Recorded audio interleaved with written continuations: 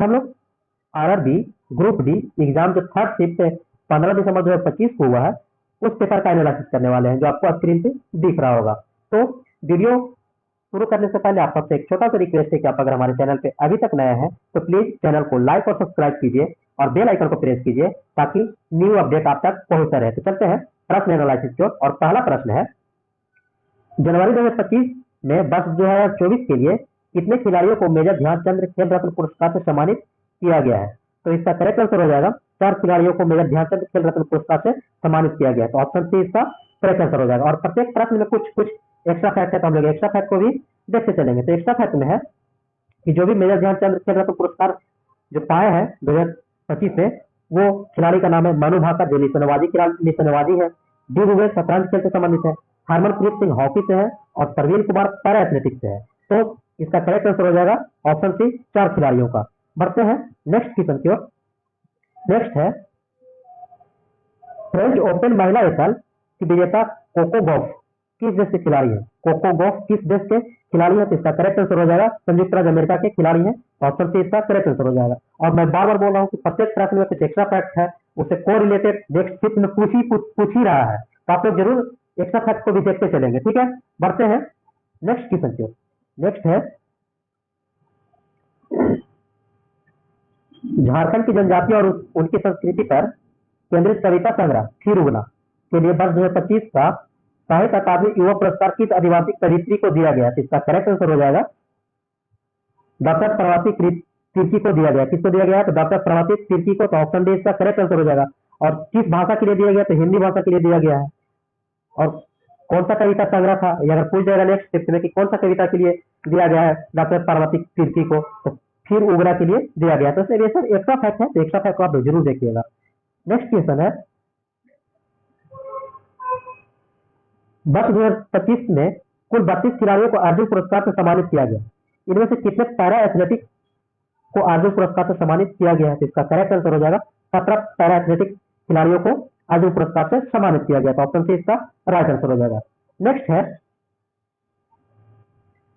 Original Singh पुस्तक के सह लेखक कौन है? सह लेखक पूछा है, इसका करेक्ट आंसर हो जाएगा एलेक्स थॉम्पसन। सह लेखक पूछेगा तो एलेक्स थॉम्पसन। अगर यही पूछेगा कि इसके प्रमुख लेखक कौन है, तो जैक पेपर। जैक पेपर, इसका करेक्ट आंसर हो जाएगा ऑप्शन सी, ठीक है। अगर मुख्य लेखक पूछेगा तो कौन? तो जैक पेपर। और एलेक्स थॉम्पसन जो है सह लेखक है, यानी कि इसके उप लेखक है। तो इसमें भी एक्स्ट्रा फैक्ट है, तो हम लोग एक्स्ट्रा फैक्ट को देखते चलेंगे। इसमें दिया है कि मुख्य लेखक जैक पेपर है, जो अभी हम लोग ऑप्शन सी में देख रहे थे, ठीक है। सह लेखक कौन है? तो एलेक्स थॉम्पसन। इस प्रश्न के अनुसार इसका करेक्ट आंसर हो जाएगा एलेक्स थॉम्पसन। और विषय क्या था? यह पुस्तक राष्ट्रपति जो बाइडेन के पतन और उनके 2024 के चुनाव अभियान से जुड़ी बातों का विवरण देती है। तो ये सब एक्स्ट्रा फैक्ट है, तो एक्स्ट्रा फैक्ट को भी आप लोग देखते चलेंगे। बढ़ते हैं नेक्स्ट क्वेश्चन की ओर। और देखिए फ्रेंड्स, आप लोग चैनल को सब्सक्राइब नहीं कर रहे हैं, आप लोग के लिए जब इतना मेहनत करते हैं तो आप लोग से बस छोटा सा ही रिक्वेस्ट करता हूँ, आप लोग भी मुझे सपोर्ट करें। और वो सपोर्ट कैसे कर सकते हैं? तो चैनल को लाइक करके, सब्सक्राइब करके और एक दूसरे ग्रुप में शेयर कर सकते हैं। अगर दूसरे ग्रुप में शेयर नहीं कर सकते हैं तो प्लीज चैनल को सब्सक्राइब जरूर कर सकते हैं। और चैनल को सब्सक्राइब करके मुझे भी सपोर्ट करें, ताकि मुझे भी अच्छा लगे और भी वीडियो का एनालिसिस के बाद और भी नए नए चीज आप लोग अपडेट करते रहे, ठीक है। देखते हैं क्वेश्चन को। नेक्स्ट क्वेश्चन है, 2025 में बाल श्रम तो बच्चों को बचाने के मामले में कौन सा राज्य शीर्ष पर रहा? तो तेलंगाना इसका करेक्ट आंसर हो जाएगा। तेलंगाना राज्य जो रहा बच्चों को बचाने के लिए सबसे शीर्ष स्थान हासिल किया है। तो ऑप्शन डी इसका करेक्ट आंसर हो जाएगा, ठीक है। नेक्स्ट क्वेश्चन है, मस्तिष्क का कौन सा भाग अनैच्छिक क्रियाओं को नियंत्रित करता है? मस्तिष्क का कौन सा भाग अनैच्छिक क्रियाओं को नियंत्रित करता है? तो इसका करेक्ट आंसर हो जाएगा मेडुला ऑब्लोंगेटा। मेडुला ऑब्लोंगेटा इसका करेक्ट आंसर हो जाएगा ऑप्शन सी। और एक्स्ट्रा फैक्ट मैं बार बार बोल रहा हूँ कि एक्स्ट्रा फैक्ट जरूर देखिए, उससे कोरिलेटेड नेक्स्ट शिफ्ट में पूछ ही दे रहा है, लगभग शिफ्ट में पूछा ही है। और रिपीट क्वेश्चन भी पूछ रहा है, तो आप लोग वीडियो एनालिसिस जरूर देखें। वीडियो एनालिसिस को देखने से ये होगा कि आपका रिपीट क्वेश्चन और एक्स्ट्रा फैक्ट जो भी दिया हुआ है वो उससे कोरिलेटेड जो भी प्रश्न आएंगे उसका उत्तर देने में बिल्कुल 100% के साथ सक्षम हो जाएंगे, ठीक है। नेक्स्ट क्वेश्चन है, और इसमें एक्स्ट्रा फैक्ट है। नेक्स्ट क्वेश्चन कराने से पहले एक्स्ट्रा फैक्ट के बारे में मैं बार बार बोल रहा हूँ, आप लोग एक्स्ट्रा फैक्ट को भी देखते चलेंगे, ठीक है। नेक्स्ट क्वेश्चन है, फरवरी 2025 में आयोजित एआई एक्शन समिट, ठीक है। क्वेश्चन को फिर से सुन लीजिए।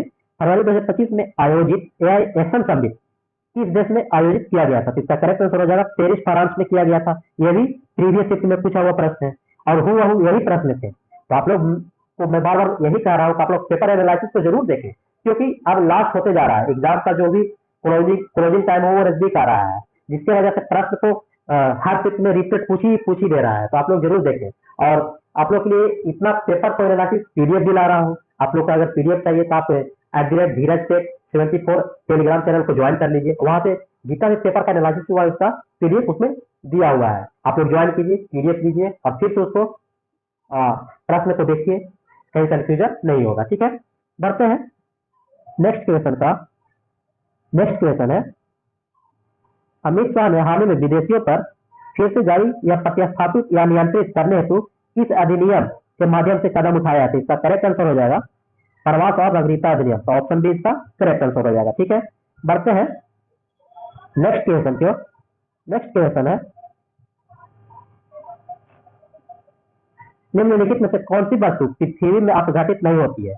पूछ रहा है कि निम्नलिखित में से कौन सी वस्तु पृथ्वी में अपघटित नहीं होती है। तो ये ऑप्शन दिया हुआ है, तो ऑप्शन के अनुसार बताना है कि कौन सी पृथ्वी में अपघटित नहीं होती, यानी कि वो पूरी तरह से मिट्टी में विलीन नहीं होती है।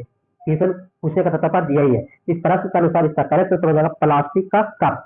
प्लास्टिक वाले जितने भी पदार्थ होते हैं वो मिट्टी में विलीन नहीं हो पाते हैं, तो इसीलिए इसका करेक्ट आंसर हो जाएगा ऑप्शन डी।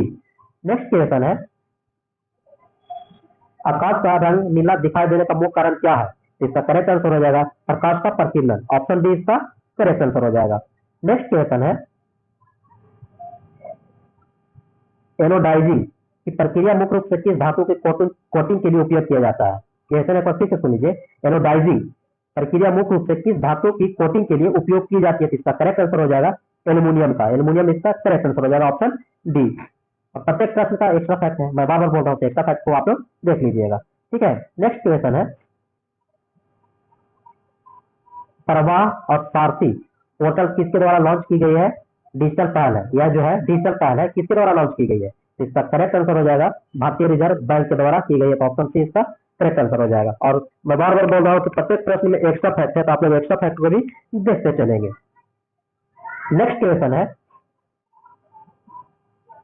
इसका सिर्फ हमारे पास ऐसा करके कुछ भेजा गया था, और जो भी भेजा गया था उसमें इस तरह का कुछ हम सोल्यूशन करके भेज रहे हैं। तो इसका करेक्ट आंसर जो भी है वो इस सोल्यूशन के माध्यम से देख लीजिए। तो इसका करेक्ट आंसर हो जाएगा 1250 मीटर। तो 1250 जो भी मार्कर आए होंगे एग्जाम में उनका सही हो जाएगा। ठीक है, बढ़ते हैं नेक्स्ट क्वेश्चन की ओर। नेक्स्ट क्वेश्चन है, 11 मई 2025 को ब्रह्मोस एयरोस्पेस एकीकरण और परीक्षण सुविधा का उद्घाटन कहाँ किया गया था? ठीक है, तो इसका करेक्ट आंसर हो जाएगा कि लखनऊ में किया गया था। ऑप्शन डी इसका करेक्ट आंसर हो जाएगा। ठीक है, इस सुविधा का उद्देश्य ब्रह्मोस मिसाइलों का एकीकरण परीक्षण करना है, जिन्हें दुनिया का सबसे तेज और सबसे सटीक क्रूज मिसाइलों में से एक माना जाएगा। ठीक है, तो इसे एक्स्ट्रा फैक्ट उससे रिलेटेड कुछ दिए गए थे, तो उसको भी हम लोग देख लिए हैं। बढ़ते हैं नेक्स्ट क्वेश्चन की ओर। नेक्स्ट क्वेश्चन है, निम्नलिखित में से कौन विषमांगी मिश्रण का एक महत्वपूर्ण उदाहरण है? ठीक है, निम्नलिखित में से कौन सा विषमांगी मिश्रण है? इस ऑप्शन के अनुसार बताना है। इसका करेक्ट आंसर हो जाएगा मिट्टी। मिट्टी जो है विषमांगी मिश्रण का एक महत्वपूर्ण उदाहरण है, तो ऑप्शन बी इसका करेक्ट आंसर हो जाएगा। ठीक है, बढ़ते हैं नेक्स्ट क्वेश्चन की ओर। नेक्स्ट क्वेश्चन है, निषेचन के लिए उपकरण को पुष्प को किस भाग तक पहुंचना पड़ता है? निषेचन के लिए परागकण को पुष्प के किस भाग तक पहुंचना पड़ता है? इसका करेक्ट आंसर हो जाएगा वर्तिकाग्र तक पहुंचना पड़ता है, जिसको स्टिग्मा भी बोलते हैं। तो ऑप्शन में जो भी दिया होगा, चाहे तो वर्तिकाग्र दिया होगा या फिर स्टिग्मा दिया होगा, तो जो भी आया होगा वो करेक्ट आंसर हो जाएगा ऑप्शन सी। ठीक है, नेक्स्ट है, यदि किसी वस्तु को उत्तल लेंस के फोकस और 2f के बीच रखा जाए तो उसका प्रतिबिंब कहाँ बनेगा? तो 2f के बाहर बनेगा। तो ऑप्शन बी इसका करेक्ट आंसर हो जाएगा। नेक्स्ट क्वेश्चन है, ब्लीचिंग पाउडर जिसे CaO-Cl2 के रूप में दर्शाया जाता है, निम्नलिखित में से किस विधि द्वारा तैयार किया जाता है? तो इसका करेक्ट आंसर हो जाएगा ब्लीचिंग पाउडर का निर्माण CaOH को हॉट कैल्शियम हाइड्रोक्साइड या शुष्क बुझा हुआ चूल्हा पर शुष्क क्लोरीन गैस प्रवाहित करके तैयार किया जाता है। इसका करेक्ट आंसर हो जाएगा बुझे हुए चूल्हे पर क्लोरीन गैस प्रवाहित करके इसको तैयार किया जाता है। तो ऑप्शन सी इसका करेक्ट आंसर हो जाएगा। नेक्स्ट क्वेश्चन है, निम्नलिखित में से किस सरल अस्थायी उत्तक में कोशिका भित्ति लिग्निफाइड होती है? क्वेश्चन एक बार फिर से सुन लीजिए, निम्नलिखित में से किस सरल अस्थायी उत्तक में कोशिका भित्ति लिग्निफाइड होती है? इसका करेक्ट आंसर हो जाएगा स्क्लेरोकाइमा। स्क्लेरोकाइमा इसका करेक्ट आंसर हो जाएगा ऑप्शन सी। नेक्स्ट क्वेश्चन की ओर बढ़ते हैं। नेक्स्ट है, बिजली का बल्ब का फिलामेंट टंगस्टन का क्यों बना होता है? इसमें बताया जा रहा है कि बिजली का बल्ब जो है, बल्ब का जो फिलामेंट होता है टंगस्टन का ही क्यों बनाया जाता है? तो इसका करेक्ट आंसर हो जाएगा क्योंकि टंगस्टन का गलनांक बहुत अधिक होता है और यह उस ताप पर भी नहीं पिघलता है, जिसके कारण बिजली के बल्ब में फिलामेंट टंगस्टन का बना होता है। तो ऑप्शन सी इसका करेक्ट आंसर हो जाएगा। नेक्स्ट क्वेश्चन है, औसत चाल की प्रकृति का सही वर्णन कौन सा है? औसत चाल की प्रकृति का सही वर्णन कौन सा है? इसका करेक्ट आंसर हो जाएगा कि कुल चली गई दूरी को कुल समय से भाग देने पर प्राप्त होती है और यह एक अदिश राशि है। तो ऑप्शन सी इसका करेक्ट आंसर हो जाएगा। नेक्स्ट क्वेश्चन की ओर बढ़ते हैं। नेक्स्ट क्वेश्चन है, ग्रीवी हार्मोन का स्राव ग्रंथि किसके द्वारा होती है? क्वेश्चन एक बार सुनिए, ग्रीवी हार्मोन जो होता है स्राव किस ग्रंथि द्वारा होता है? इसका करेक्ट आंसर हो जाएगा पिट्यूटरी ग्रंथि के द्वारा होता है। ठीक है, पिट्यूटरी ग्रंथि को मास्टर ग्रंथि भी कहा जाता है। ठीक है, अगर ऑप्शन में मास्टर ग्रंथि भी दिया होगा तो वो सही होगा। तो ऑप्शन सी पिट्यूटरी ग्रंथि इसका करेक्ट आंसर हो जाएगा। नेक्स्ट क्वेश्चन है, जून 2025 में सासाकावा पुरस्कार 2025 किस भारतीय को प्रदान किया गया? इसका करेक्ट आंसर हो जाएगा डॉक्टर मृत्युंजय महापात्रा को प्रदान किया गया। तो ऑप्शन डी इसका करेक्ट आंसर हो जाएगा। नेक्स्ट क्वेश्चन है, भारत पोल ऑनलाइन पोर्टल का उद्घाटन किसने किया है? ठीक है, भारत पोल ऑनलाइन पोर्टल है, उसका उद्घाटन किसके द्वारा किया गया है? इसका करेक्ट आंसर हो जाएगा भारत पोर्टल ऑनलाइन उद्घाटन 7 जनवरी 2025 केंद्रीय गृह मंत्री अमित शाह के द्वारा किया गया। इसका इस प्रश्न का राइट आंसर हो जाएगा अमित शाह के द्वारा शुरू किया गया। कौन सा पोर्टल है? तो भारत पोल ऑनलाइन पोर्टल है, जिसका उद्घाटन किसके द्वारा किया गया है? तो अमित शाह के द्वारा। तो जो भी अमित शाह टिकट करके आए होंगे एग्जाम में, उनका करेक्ट आंसर हो जाएगा। ठीक है, बढ़ते हैं नेक्स्ट क्वेश्चन की ओर। नेक्स्ट क्वेश्चन है, केंद्रीय बजट 2025-26 में किसान क्रेडिट कार्ड की सीमा 3 लाख रुपए से बढ़ाकर कितने लाख रुपए कर दी गई है? इसका करेक्ट आंसर हो जाएगा कि 5 लाख रुपए तक कर दी गई है। तो ऑप्शन बी इसका करेक्ट आंसर हो जाएगा। इससे पहले कितने थे? तो 3 लाख थे। 3 लाख को बढ़ाकर कितना कर दिए गए हैं? तो 5 लाख रुपए कर दिए गए हैं। और प्रत्येक प्रश्न में एक्स्ट्रा फैक्ट को भी हम लोग लेकर आए हैं। एक्स्ट्रा फैक्ट इसलिए लाए हैं ताकि एग्जाम में कोरिलेटेड जो भी नेक्स्ट शिफ्ट या नेक्स्ट डे आने वाला रिसेंटली एग्जाम जो चल रही है आरआरबी ग्रुप बी का, उससे पूछ रहा है और पूछ ही दे रहा है। तो आप लोग भी देखें एक्स्ट्रा फैक्ट को, ताकि किसी तरह को उससे रिलेटेड जो क्वेश्चन पूछे प्रश्न का आंसर देने में किसी तरह का कोई परेशानी ना हो। बढ़ते हैं नेक्स्ट क्वेश्चन की ओर। नेक्स्ट क्वेश्चन है, एक कोशिकीय जीवों में जनन के संबंध निम्नलिखित में से कौन सा कथन गलत है? इसमें गलत कथन को बताना है। तो इसका करेक्ट आंसर हो जाएगा यह समानता अलाइन जनन द्वारा होता है। तो इसका करेक्ट आंसर हो जाएगा ऑप्शन ए। ठीक है, बढ़ते हैं नेक्स्ट क्वेश्चन की ओर। नेक्स्ट क्वेश्चन है, परमाणु संख्या 19 और परमाणु संख्या 20 के तत्व का नाम क्या होता है? तो परमाणु संख्या 19 का नाम होता है पोटेशियम। ठीक है, और 20 का जो परमाणु संख्या होता है उसका क्या नाम है? तो कैल्शियम। ठीक है, तो जो भी ऑप्शन में आया होगा और 19 और 20, जिसको 19 को पोटेशियम कहते हैं और जिसका परमाणु संख्या 20 होते हैं उसको हम लोग कैल्शियम कहते हैं। तो जो भी प्रश्न में आए होंगे और ऑप्शन के तहत देख लीजिएगा किस ऑप्शन में था, वो करेक्ट आंसर हो जाएगा। ठीक है, बढ़ते हैं नेक्स्ट क्वेश्चन की ओर। नेक्स्ट क्वेश्चन है, निम्नलिखित में से कौन सा कारक ऊष्मा ऊर्जा को प्रभावित नहीं करता है? तो इसका करेक्ट आंसर हो जाएगा कि धारा की दिशा जो है प्रभावित नहीं करती है। तो ऑप्शन बी इसका करेक्ट आंसर हो जाएगा। नेक्स्ट क्वेश्चन है, यदि किसी वस्तु पर लगाया गया बल 600 न्यूटन है और जिस क्षेत्र पर यह बल लगाया जाता है वह 0.05 वर्ग मीटर है, तो दाब पास्कल में कितना होगा? तो दाब जो पूछ रहा है कि पास्कल में कितना होगा, तो प्रेशर बराबर होता है न्यूटन बाय एरिया, या फिर जिसको हम लोग फोर्स बाय एरिया बोल सकते हैं। फोर्स बाय एरिया बोल सकते हैं। उसके तहत आप लोग हल करके देख लीजिएगा। तो इसका करेक्ट आंसर हो जाएगा 12,000 पास्कल। ठीक है, 12,000 पास्कल इसका करेक्ट आंसर हो जाएगा ऑप्शन सी। नेक्स्ट क्वेश्चन की ओर बढ़ते हैं। नेक्स्ट क्वेश्चन है, निम्नलिखित धातु में से कौन सी सबसे अधिक क्रियाशील है? सबसे अधिक क्रियाशील कौन है उसमें यह बताना है। तो इस प्रश्न के अनुसार इस ऑप्शन में सबसे अधिक क्रियाशील एल्यूमिनियम होता है। तो ऑप्शन सी इसका करेक्ट आंसर हो जाएगा। ठीक है, एल्यूमिनियम। नेक्स्ट क्वेश्चन है, निम्नलिखित में से कौन सा कथन आधातु का गुण को दर्शाता है? निम्नलिखित में से कौन सा कथन आधातु का गुण को दर्शाता है? तो इसका करेक्ट आंसर हो जाएगा ठोस अवस्था में भंगुर। ऑप्शन सी इसका करेक्ट आंसर हो जाएगा। देख लेते हैं एक्स्ट्रा फैक्ट में क्या है। तो एक्स्ट्रा फैक्ट में वही है कि ठोस अवस्था में टूट जाती है, यानी कि ठोस अवस्था में भंगुर होते हैं। अभी हम लोग करा ही रहे थे कि ठोस अवस्था में भंगुर होते हैं। तो ऑप्शन सी इसका करेक्ट आंसर हो जाएगा।